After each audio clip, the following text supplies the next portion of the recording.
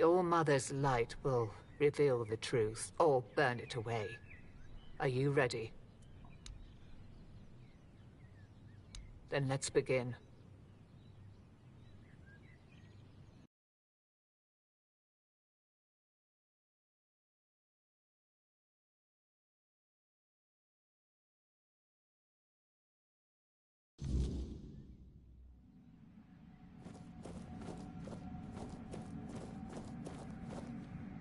Oh, hello. Are you real, or just another shadow of this place? My name is Nianti. I don't know how long I've been here, but something's wrong. I don't know why I'm here or why I can't leave. I came to the All-Mother's temple not that long ago, I think. They said I had a gift. They said I had the power to heal. I wanted to use it to help, to serve. But one day something changed. Corruption seeped into the temple, into me. I tried to fight it, to cleanse myself in her light, but I failed. I tried to escape, but I couldn't. And now I'm here.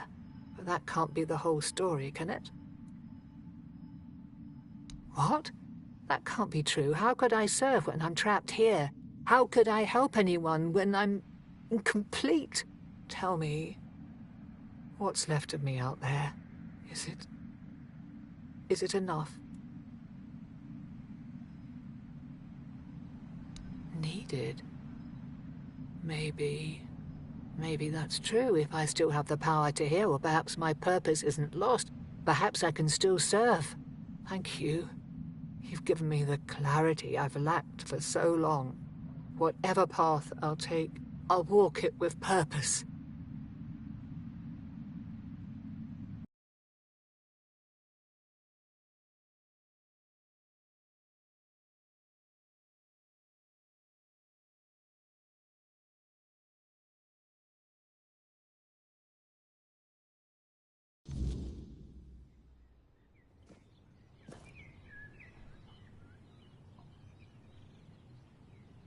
So, this is what it feels like to be whole again. It's strange. Like I've been walking in a fog all these years, blind to what I'd lost. And now, the light is so clear. I feel as I always should have: compassion, care, hope, all the things I pushed away out of fear. They were never weaknesses. They were my strength. First, I will return to the people of Kunat. They deserve the priestess I promised to be, not the bitter shell I became. You have done more for me than I ever could have asked for. You reminded me of who I truly am. For that, I will always be grateful. No, you didn't. The All-Mother guided us both. But now it's up to me to carry this forward.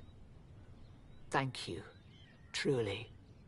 There is much to do, but this time, I will face it with open arms and a whole heart.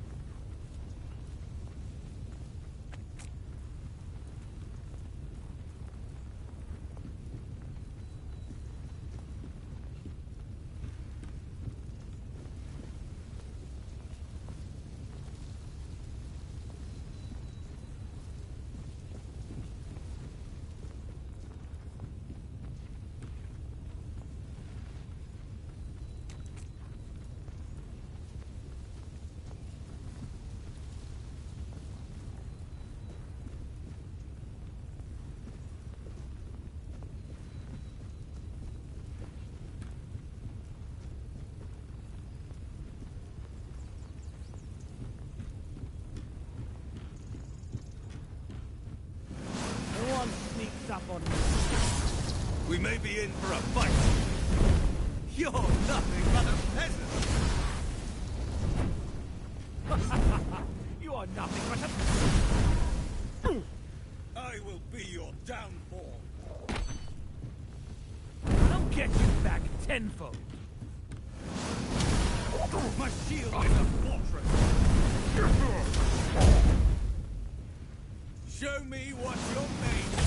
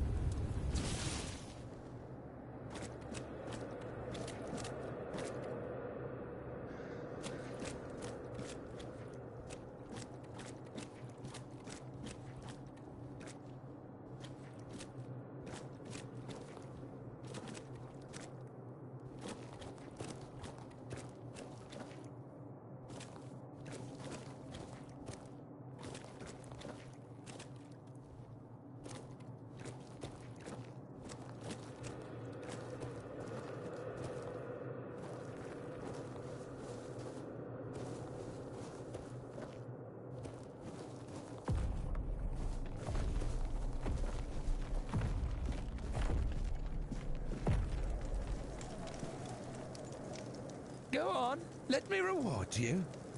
Death is the greatest gift, I assure you. Still alive? How revolting. Let's fix that, shall we? Why do you keep going? Surely you must see how pointless it all is.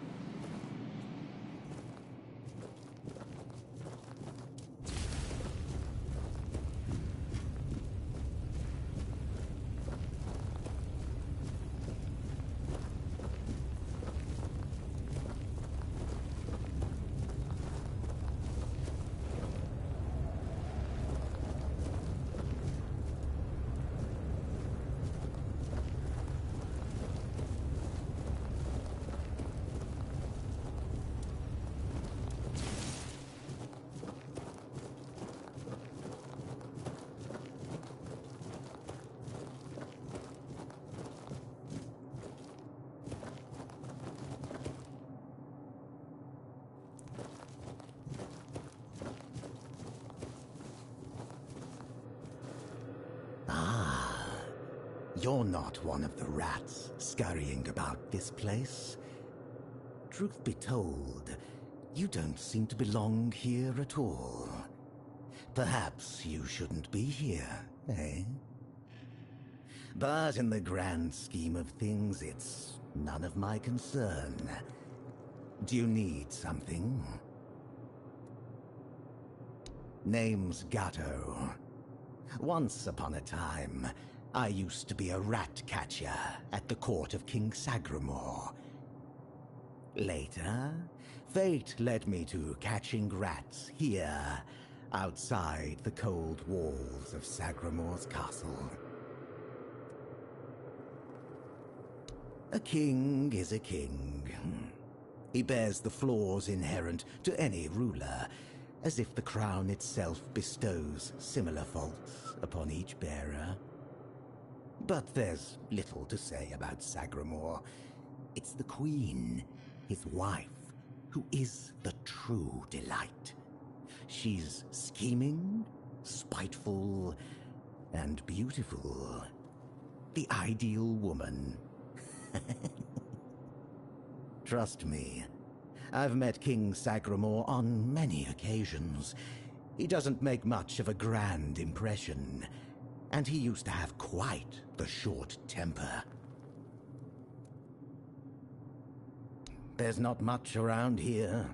The most important places are my shop and Sagramore's court, just over there.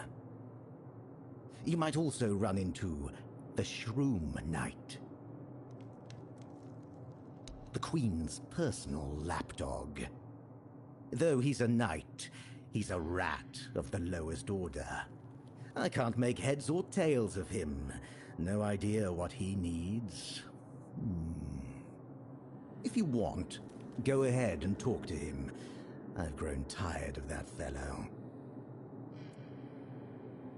Waiting for a customer. Are you interested?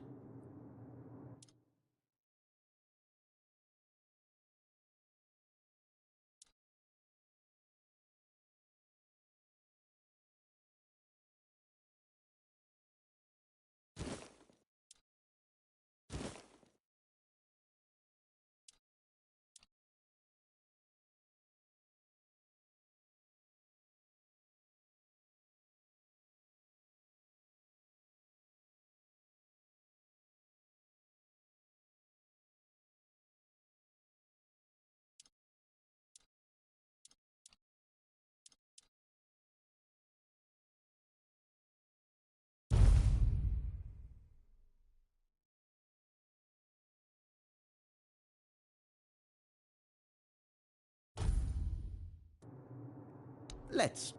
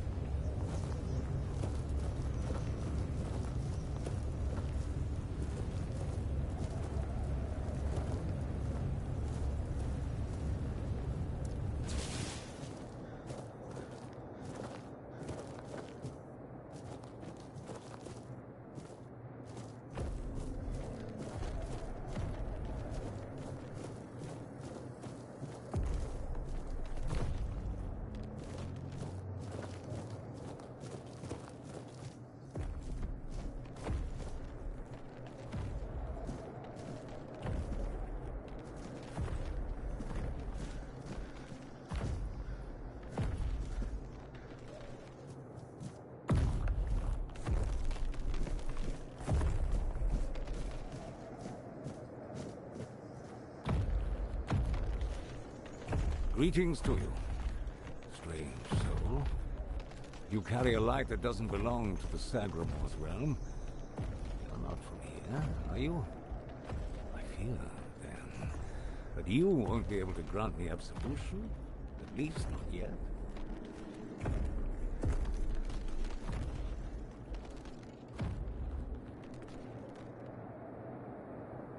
Only a pure soul can bear the sins of another. My soul was once like that. I thought it would be enough to... I don't know what I thought.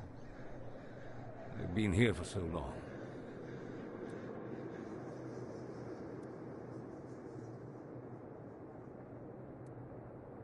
Not just anyone's. I took upon myself the sins of my queen. I had no choice. I swore an oath of loyalty. But if I had known the weight of the Queen's misdeeds... Sometimes I wonder if this is my punishment. A punishment for consorting with someone so corrupt.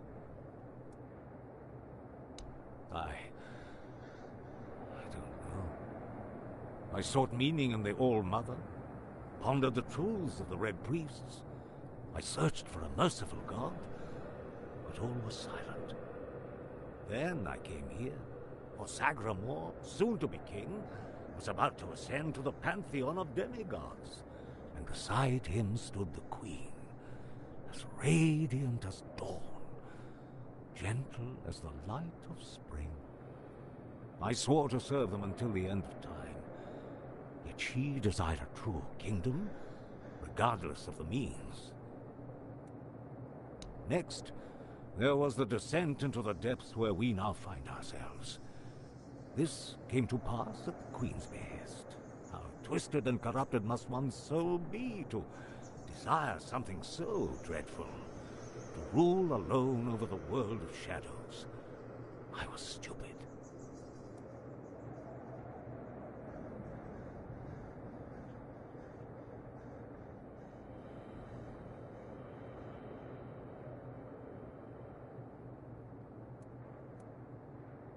Apparently, this is what the world looks like without gods.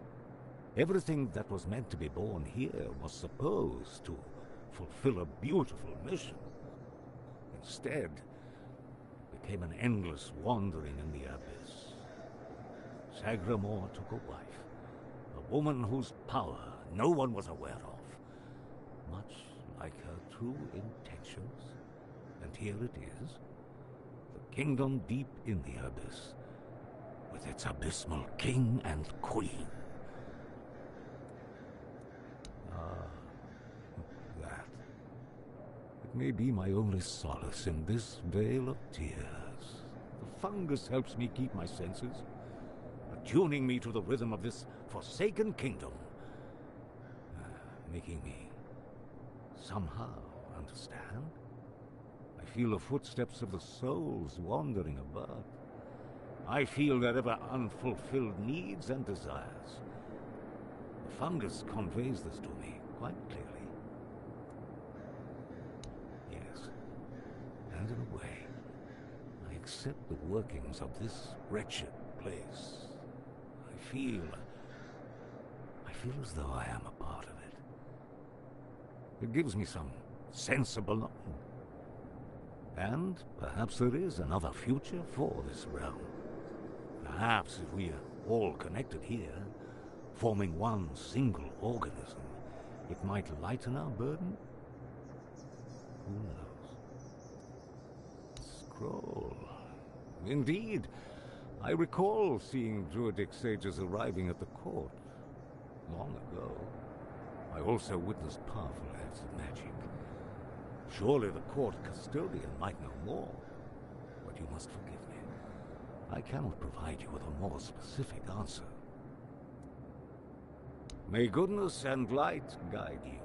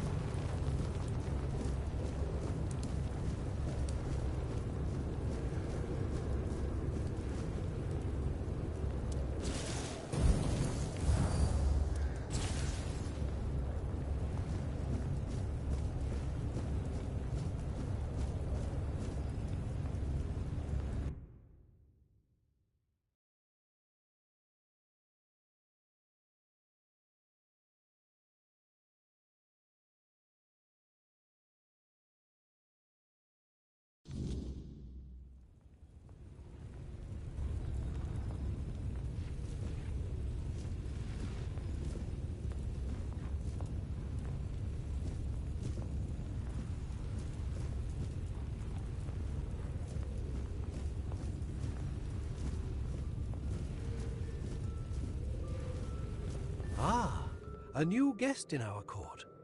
Welcome, stranger, to the humble halls of King Sagramor's castle.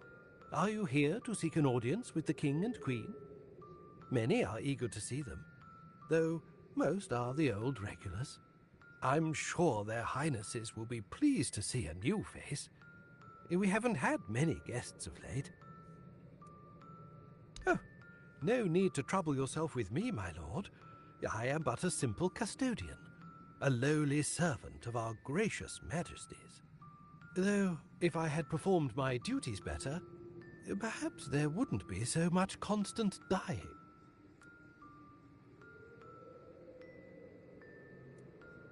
Oh, it's no big deal. We live here in perpetual suspension. Time can't touch us, and it's all thanks to the Queen and her sisters, who decided that would be best for everyone. Well, as long as you don't sin against their majesties, then you might share my fate. Or that of Sir Stigander, who you may have encountered on your way to the castle. Loyalty, of course. Sir Stigander swore to our queen that he would remain faithfully by her side, and that he would take every sin of hers upon his shoulders. That was a very unfortunate pledge, as it later turned out. Now our brave and loyal Sir Stigander is atoning for sins that aren't his. But breaking his vows would be a sin in itself, requiring even more atonement. It's a no-win situation. But such is our fate.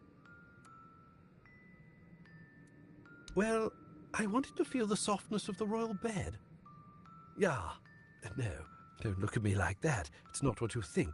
The Queen's honor is intact, at least where I'm concerned. But I happened to be in the chamber when King Sagramor appeared. He wasn't alone, and his companion wasn't the Queen. It was one of the Harpist sisters. But shush. The king didn't notice me, but the Queen caught on to my unease. She tried to force me to confess what I had seen. I think she suspected it involved one of the king's indiscretions. In the end, I was the one who paid for his sin. Oh well, it's the lot of servants to bear the burden of their lord's transgressions. Oh, I'm sure they will. But you might have to wait a bit. The king's schedule is completely full for the foreseeable future. And, before you ask, no, there's no way to speed it up. King Sagramor is very particular about treating all his subjects equally. Unless you're aiming to become the court jester, there's not much I can do to help. Though, now that I think about it, perhaps if the Queen's sisters put in a good word for you, you might just get to the front of the line. Oh, that would be Miss Clare and the midwife. Should I elaborate about the royal family in any particular order? She's the youngest of the sisters. She used to be so sweet and innocent. But now, well, I shouldn't gossip. I'm already trying to make up for that. Just know that Miss Clare isn't a bad person. She became envious of the Queen's love for the king and ended up chasing after boars who never really returned her feelings. I don't know much more than that. Talking to Miss Clare is rather, difficult. You'll see what I mean. She's a wonderful woman, completely dedicated to family. Her life's mission was to bring a child to the royal couple into this world. She loves all the royal children. Unfortunately, none of them are, suited to inherit our kingdom. You'll be fine, as long as you don't insult her family. I'm glad you asked, my lord. All you need to do is kill me, and the keys to the sisters' chambers will reveal themselves to you.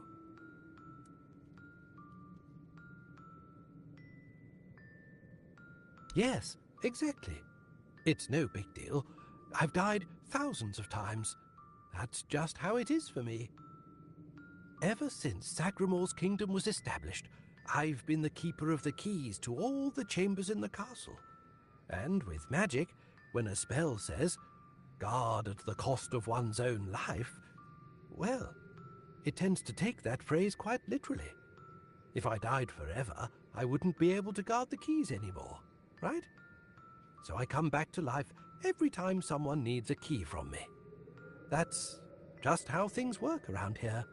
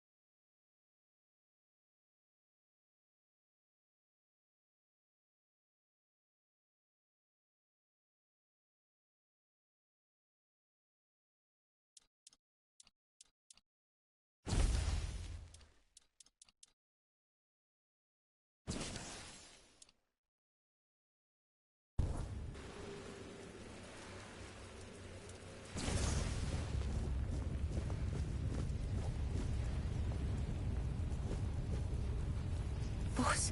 No, not pause. Pause in the letters. The letters to pause, to beloved.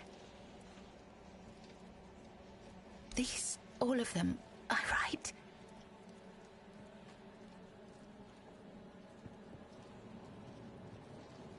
Letters to beloved Bors, I write. I write only letters to Bors, to beloved. Yours, Claire. Sister has a tablet. Once she had it. Once, sister.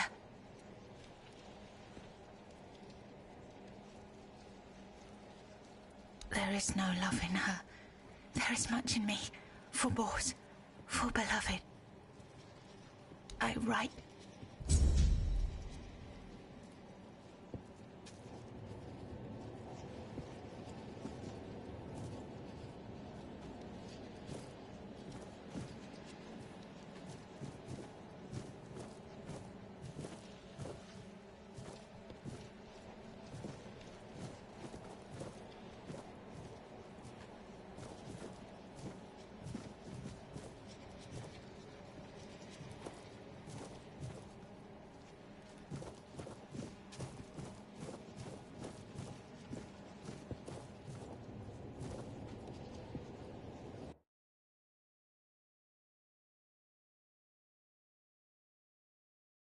Once upon a time, there lived a young maiden named Claire.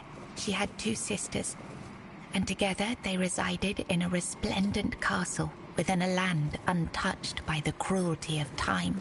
In this unchanging realm, there was neither the sorrow of endings nor the joy of beginnings. No sunrises, no sunsets, and no seasons to mark the days. Such was the design of the eldest sister, whose insatiable hunger for control bound the kingdom in eternal stillness. She hoarded love and devotion as a dragon hoards treasure. Yet for all her power, her heart remained empty, cursed to feel nothing for eternity. Claire, the youngest and gentlest of the sisters, moved quietly through the cold, unchanging halls. Her beauty was, too, untouched by age or hardship. Yet unlike her sisters, Claire possessed a secret, a flicker of defiance against the curse that gripped their land. Her heart remained free, protected by a force beyond even her eldest sister's reach. True love. This love bound her to a noble young man named Bors, whose memory was her light in the kingdom's shadow, though torn apart by dark magic. Claire refused to surrender to despair. She knew that giving up hope would mean losing herself entirely, succumbing to the same cold emptiness that claimed her sisters. So she endured, her heart steadfast in its belief that love could shatter even the darkest of spells, and that one day, somehow, she and Bors would reunite. Long ago, there lived a maiden named Claire, fair of face and gentle of heart, cursed by her cruel sister to remain imprisoned in a high tower, forbidden to step beyond its walls or look out of the window. She spent her days weaving a tapestry of the outside world, a world she could glimpse only through the reflection in an enchanted mirror. Yet Claire dared not lift her eyes from the loom, for the curse was absolute. If she ever stopped her weaving to gaze out the window herself, the fragile thread of her life would snap. One day, the mirror revealed a grand procession on the road below. Among them rode a knight clad in gleaming silver armor, a sapphire cape following behind him. His warm eyes and copper hair struck Claire's heart with longing. Unable to resist, she rose and stepped toward the window for a glimpse of the gallant knight. The moment she moved, a terrible pain gripped her chest and the mirror shattered. Claire, knowing the curse had claimed her, fled the tower. She reached the road just as the procession passed, grasped the knight's cape and collapsed. Sir Bors turned a sudden tug, leapt from his horse and caught her. Her breath grew faint, and she whispered, "Do not grieve, for I am glad to have seen you, my knight." With those words, her spirit departed. Sir Bors wept bitterly, for never had he seen a maiden of such beauty and grace. His heart swelled with both joy and despair, for he knew he would never again love another as he loved the fair and cursed maiden, Claire.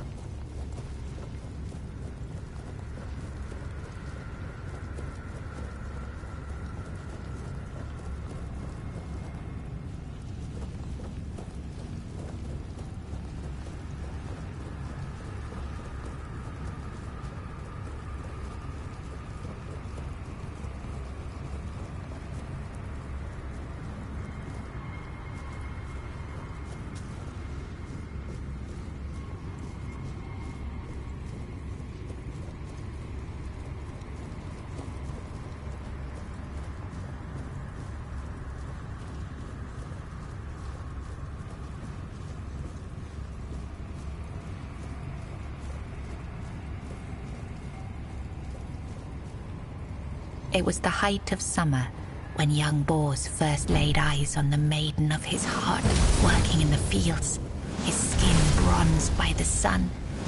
He paused as the sound of hooves drew near.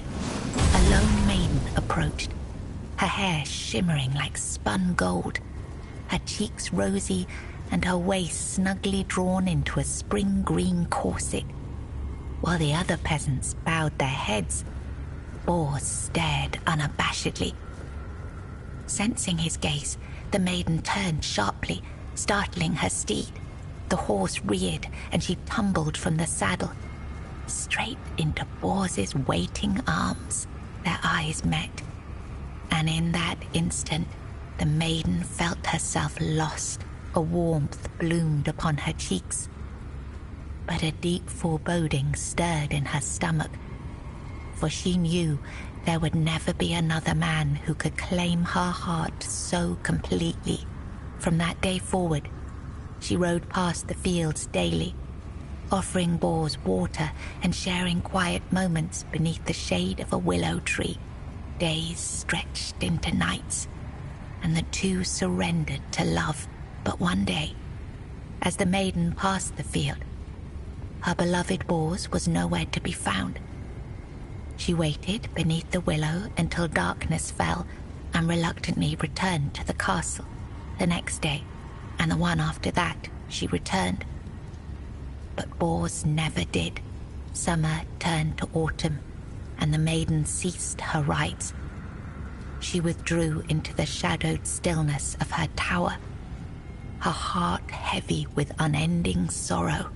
Unbeknownst to her, Bors's bones lay bleached and brittle beneath the sun, hidden in the very field where their love had bloomed.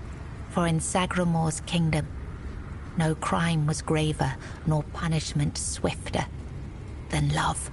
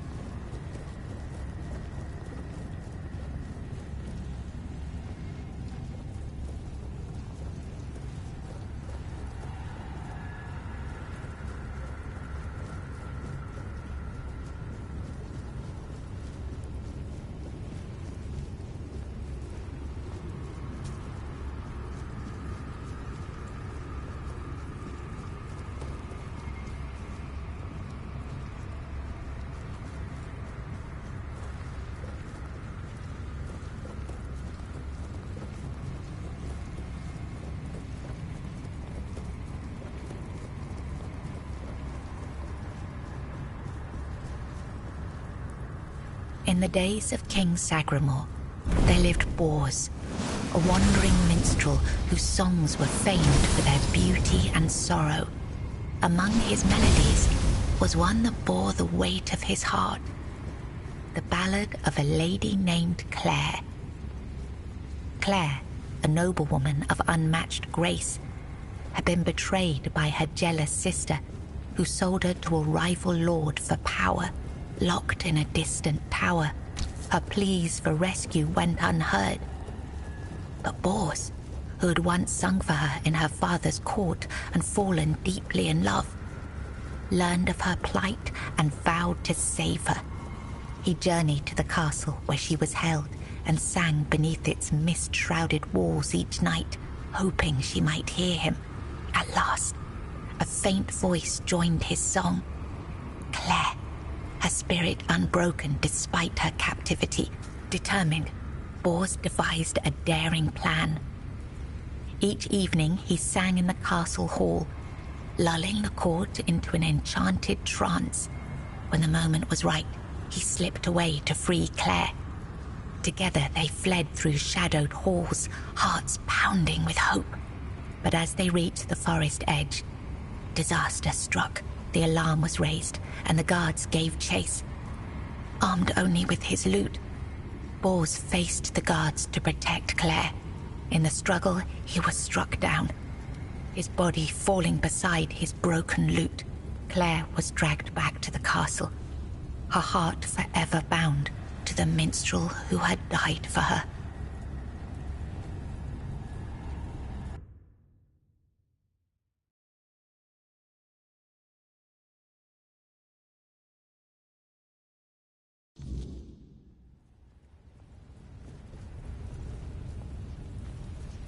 I was writing something important. Do you know what it was?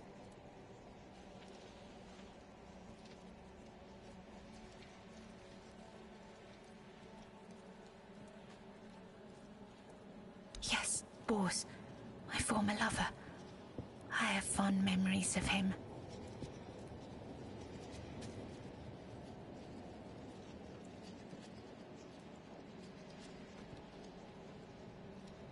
Really?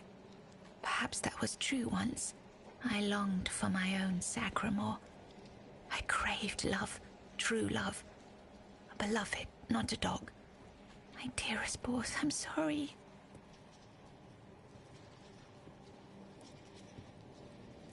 My sister.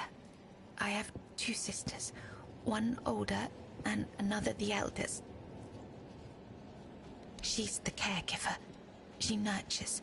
She helps. She tries. She wanted Sagramore. She wanted the crown. She has everything except love. She does. She holds the power of the men here. She has everything.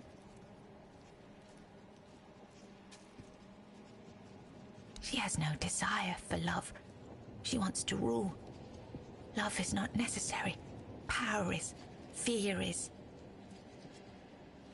It's at the very top, above all else. To see everything. To hear everything. Here, you've read these notes on the stacks of paper. My handwriting. I must have written them, yes. Strange. No, I'm sorry. Enough. She sees all, hears all. Her arms are long. They're everywhere. Go now, go.